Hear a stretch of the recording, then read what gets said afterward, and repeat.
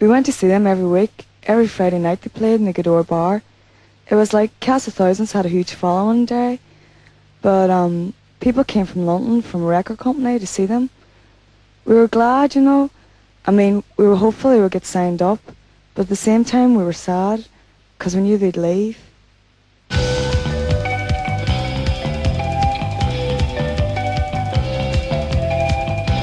better run on, doing you tomorrow, when you tomorrow.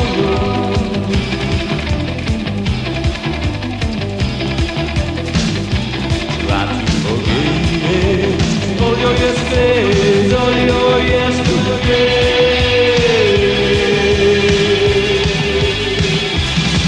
Let's go.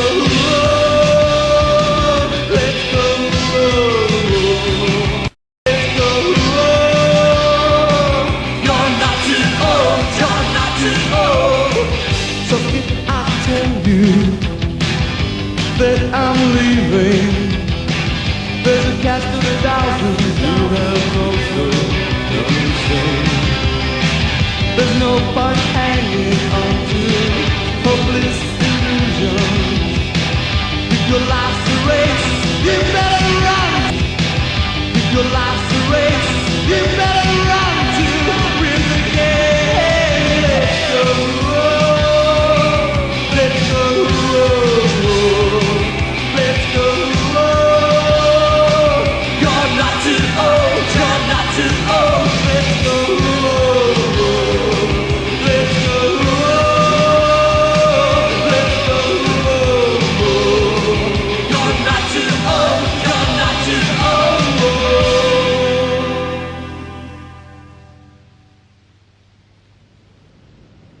Talking about England, yeah, the first time we arrived. Yes, the night we arrived in London, what a night. Yes. Yes, this man had never had a curry before, he'd never been on a plane. And I certainly... I've never had a curry before, but I'm happy. You've never been mugged though, had you? Never been mugged, up until that I've never been mugged. One night in London and we ended up getting mugged. First night in London. First night. We went on a tear, basically we were celebrating, and we started off in an Indian restaurant, had loads of beer, we were having a curry. Then we went to the bar, and then we went to a nightclub. Which would sell even cheaper drinks. Yes, we had lots and lots and lots of beer.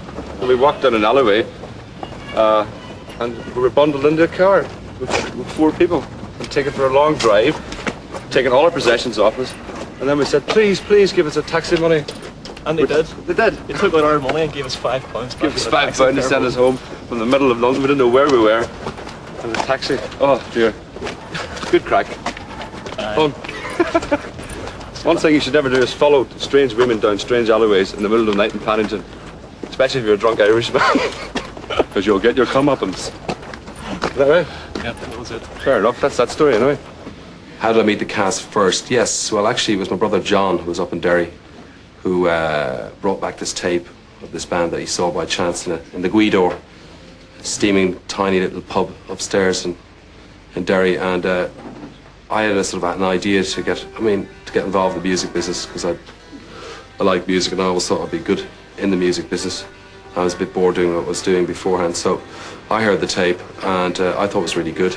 The whole shebang really started whenever we played a gig in Belfast, and it was that night when the sirens rang, the bells were ringing, and I'll tell you, it was unreal. It was a good gig. And we came off stage afterwards, and this guy introduced himself as A&R man from Electra, Mitchell Krasny. So they came with us down to Derry, stayed in my place, and he just loved Derry, loved the Gador bar, loved the band, and decided from then on, something had to happen. So he then went and got Chris Parry, the manager of The Cure, and he then came over and saw us in Derry at the Gador bar, and it was great. All our friends were all wired up, it's this record company coming from London to see us, so the place was packed, and he came over, he loved it. Then we went to the Everglades Hotel in Derry, and he signed, basically said this, I'm going to sign you up. We got to London. Well, we were two guys straight out of, well, I mean, I'd been around a little bit, but we were straight out of Ireland. And I suppose London, and we didn't have any money when we went over there. We went over, and our manager, as it turned out to be our future manager, paid us over, and the record company put us up, the American guy, but we didn't sign any deals, we didn't have any money. But we were only there, what 3 or 4 days, and the deal was sewn up, and we signed a deal for publishing. So we had money in the bank, the manager had money in the bank, and We had a lot of people already beginning to think, well, these are the bright young things. So our job then was to put a band together, get all the musicians involved, which is what we did. This is love and I will shout it. This is love and I will shout it.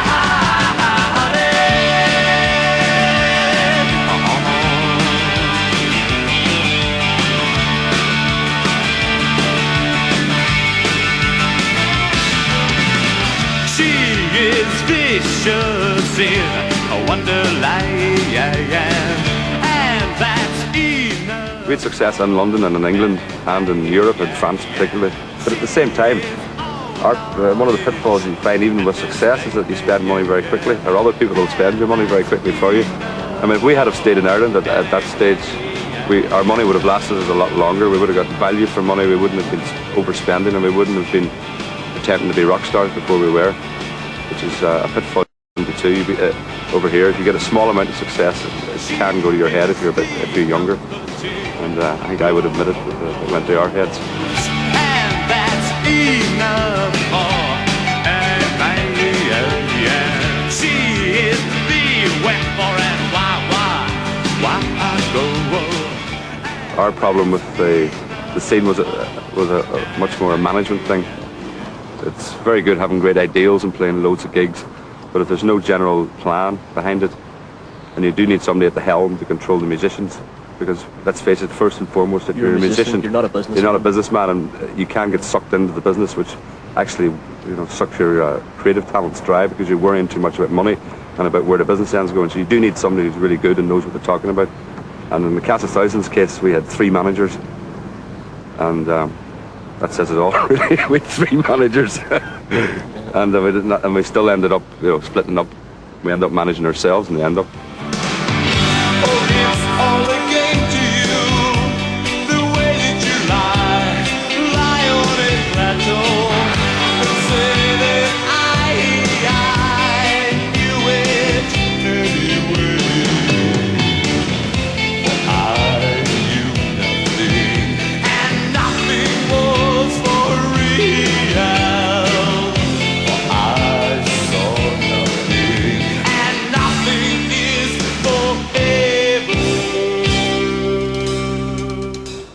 I've no regrets. One regret possibly in relation to the business side of it. We could have tied things up a lot tighter, but experience-wise, no regrets whatsoever. It was a great 5 years with the band. We did a lot of good things. We created some great songs, played a lot of great gigs. I made a lot of good friends, I suppose, which will be seen tonight. Probably, hopefully, there'll be a lot of people turn up. Well, we're doing a reunion gig, just to kind of spark it off. Well, spark me off, I hope, in the songwriting again with this man, if possible. But the reunion is just a bit of fun, really, because we still feel a lot for the cast, I'm looking forward to it. I think it'll be great. Also, a great thing, we haven't played for a year and a half, and there's going to be loads of people we haven't seen for ages. That's always a great thing about playing Cast of Thousands gigs as well, because there's always like friends that come sort of appear from nowhere, It's a big social thing, isn't it? Yeah, there'll be loads of people there we haven't seen for a long time. I'm looking forward to that as well. We do actually have die-hard fans. You realise this? We do have fans somewhere out there. Somebody bought the album. It wasn't me. Yeah, it'll be great. It really will be. But ask us after the gig.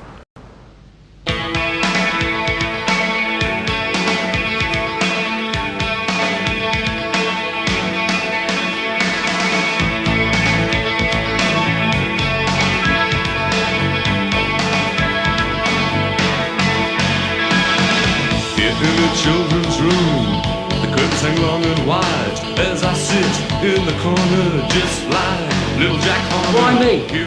Why me? You've ruined my life for 5 years, messing about with you guys. And you leave me sitting at home for a year and a half and give me a phone call. I'm just getting back into reality. Why me? There's loads of Irishmen. Why did you pick an Englishman to be the drummer? When they did a gig live, and if they were in form, they just won everybody over, and everybody had a great time, and everybody danced like tonight, and everybody got sweaty and sticky, and it was like the Guidor removed to wherever. Amazing. Just come and see people I haven't seen for years. It's just, I mean, no, it's like a reunion for everybody. Not only for the band, but for everybody. You know, it's like all the old friends. Natural high, kids. I'm sorry. I remember the weather was so much colder, just like your heart, just like your I was doing a lot of sessions with this man called Steve James, producer, and he got flown over to Ireland to see some little Irish band playing in some little pub in some little town. When this lot got hoisted back to London, then I came on the scene. And I haven't looked back since. Got my limo, got my big house, swimming pool. I love it. Let's do it again. I went round Jim's house, the guitar player, and like worked out a few songs and stuff, and then all of a sudden it was like, okay, I was down at a rehearsal studio and we had a week to get the whole thing together for me to play along with them. I think the first gig was the Marquee, and we had a rave sounds reading. So from then on it was plain sailing, you know. I was recruited at the cast from Dublin and I was played a demo tape of theirs. I was brought over for an audition in London, which I got, strangely enough, as I said before. But for 2 years, basically 2 or 3, we were playing along, doing some great gigs, writing some great songs as were heard tonight. And then the whole thing stopped. Tonight's the first time in a year and a half we played together. And it was an uplifting experience. It's one of the best gigs I've ever played, even though I felt I was desperately trying to restrain myself, you know, going over the top. For my reputation of falling off stage once before me. We just came together and belted through 8 songs just straight off from the album without having to look back and to work out, you know, to go over anything. It was just all there. I think if you have that chemistry within a band, it's you know, it's something a bit special in my experience of musicians. These feet so blue to stay, these feelings so blue to stay. These feet so blue to stay. I don't know, it's just this band playing, it's not the same as any other band to play with, you know, or likely to play with again. Sorry, I'm not good. And I've got to go and play another gig. Haven't seen. Glad to play again. Just remind me, you know, of all that's really brilliant about live music, about energy and sweat.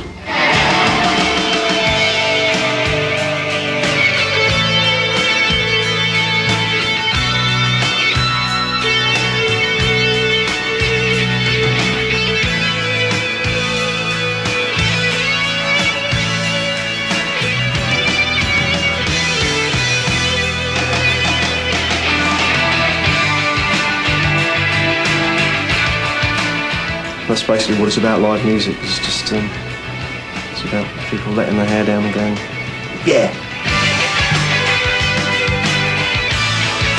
I'm completely knackered, as is Jim. I've got to go and play a gig as well.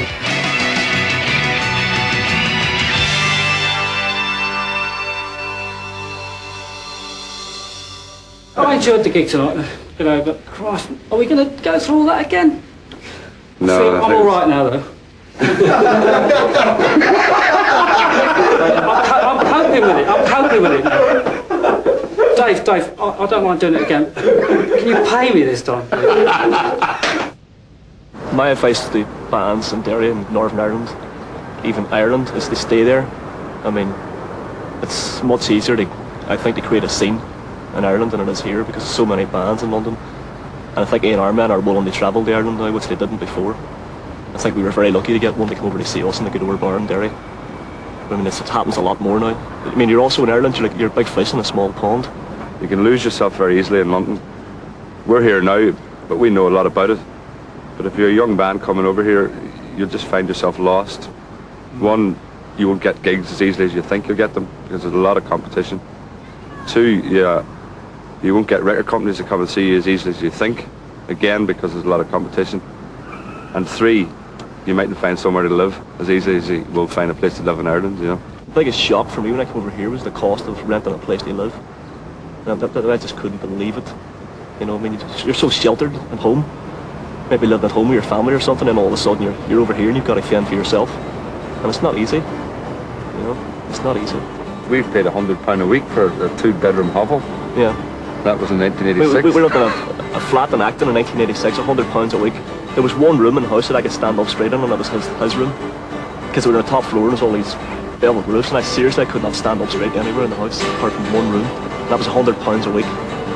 And we were lucky. We were lucky at that time because we had a publishing advance, so that we had bank accounts and checkbooks, you know, and we were guys coming straight off the dole in Northern Ireland to do a checkbook and unlimited funds. So we were able to pay that type of money independently.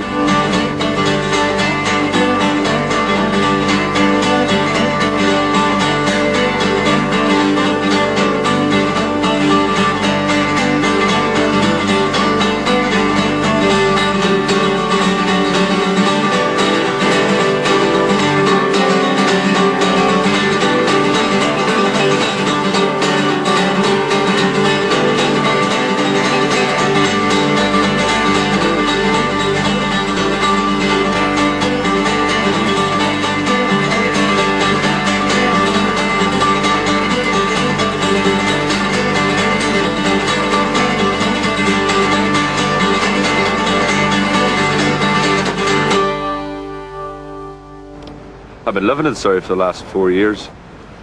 Before I split up, I was in Surrey, but for the last 2 years I've been working social work with mental handicap, which was really rewarding and really good. But even that, for as much as I really liked it, and it was one of the reasons I stopped the Cast of Thousands, because I wanted to get on with something alternative to music. I've missed the music too much, so I've decided to come back to London to experience it once more, even for a limited period. Well, I'm still playing music with different bands, a couple of bands. I was working at building sites for a while, I was working as a chef for a while. I've been working as a solicitor's clerk on and off for the last few years, which again is interesting work, but not what I want to do ultimately. I mean, it's music, I mean, I want to be a musician. That's it.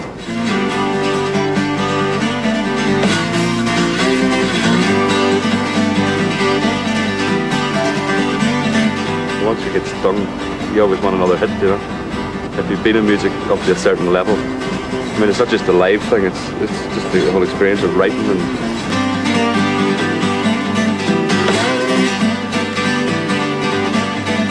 having a Cast of Thousands album and a load of CDs and the singles and, you know, and a few videos.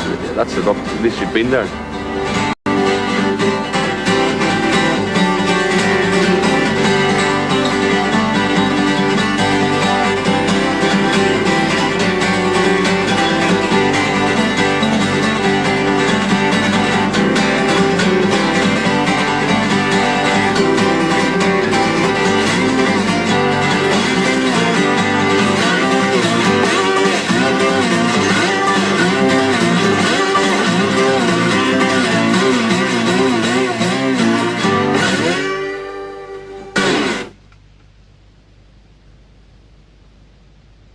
How I feel about London, I mean, it's like, it's a place where people just pass through it. I mean, it's like nobody's any sort of sense of belonging in this place, I always find. And I always feel a lot safer walking around Derry or Belfast than I would walking around London. You know, and English people sort of can't understand that, you know, because they think it's all bombs and bullets, you know. But I mean, I've taken people to Derry and to Belfast and they just loved it. You know, I mean, I know ultimately I'll end up in Ireland. I think everybody that leaves Ireland knows that. Well, everybody leaves Ireland wants to believe it anyway. I mean, the amount of old Irishmen who are just pining for Ireland, left in the backwaters and the back streets of England. You know, I mean, it's the old story. You come over here and you always want to go back, but you end up staying here. For me, I mean, Ireland is my mother, really. Yeah. As much as my real mother is my mother, I see it as an extension of my, I suppose, mystical side, or it's almost part of me. I pine for Ireland, and I've written some of my best material there, and I've actually written a lot of songs about Ireland, including things like This Experience, Blue Connemara, which are directly about the experience of being part of that land and part of the nature and the environment. it's nice to be Irish in England. It's nice to have an identity, and that's something that English people, I think, recognise in Irish people, that they have a real strong identity of home and of belonging. The great thing about being in London is, you know, the excitement, the opportunities, the different people, the ethnics, you know, different music. GLC, before the Tories got rid of it. You know, all the things that happen at night, all the possibilities, and the chance of making it big in the music industry. That, for me, is what London, you know, had the big glow. This is a good place. There's an old friend of mine called Jim Driver who used to run this place, and it's a real dingy rock dive, but it's a good place. Good place to play. Lots of young bands that let you play there for a while. You know, you don't have to pay to play. That's one of the good things about it. You can make money if you pull a crowd.